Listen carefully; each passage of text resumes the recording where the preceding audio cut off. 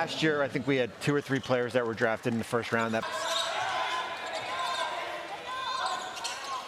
Sean, the player you had an eye on here, and you talked a lot about yesterday, Ryan Nembhard. Those numbers continue to be very, very good. Yeah, just consistent. Floater, can shoot the three, and I thought he did a great job for Auburn this past year, playing out of ball screens and reading all 5 defenders. Well, it brings up an interesting point here, Coach, because not everyone here at the Combine is planning on...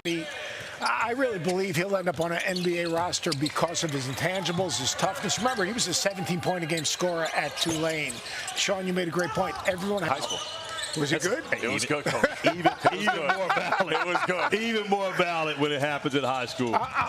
Being that we're talking about guys that aren't here, not playing, talking about nothing to the people watching. And the reason being, KC, is because all they're looking at is how well do you guard? Can you guard pick and roll? Who do you guard? Who do you?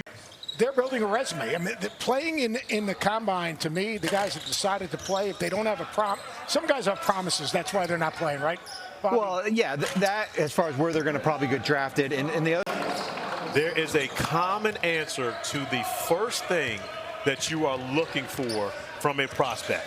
And that one-word answer is competitor. Players at the Combine. I think it's even more difficult to evaluate in college. And the reason being is because everybody's the man on their college team. Expectations, really an up and down season this year. So it's interesting to see what they took from last year and how they're kind of translating it to now. Jameer Watkins, another player that we're going to see in a little bit from Florida State also.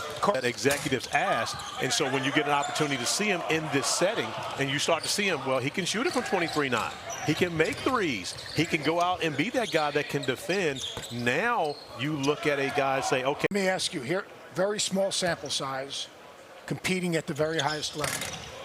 As a executive decision maker, how do you quantify and how do you evaluate a guy like that obviously tremendous promise, but like he's going to, hey, Duke's got 3 slope where it's like one guy pulls out and then another one pulls out, another one, and then you end up, with a camp where, there might be just 2 or 3 first-round picks, and that's a shame because I think it's a missed opportunity for a lot of guys. We've seen so many players improve their stock over the years, and I think everybody's trying to maintain and and hold the ground, but I think that you run the risk of It is going to be interesting because when you get towards the back end of that lottery, then you start thinking, is it more fit? Is it more best available? Or how much separation is there from different guys? It is who had the live action yesterday, but still, it's a huge step in the right direction. Just having all these top guys.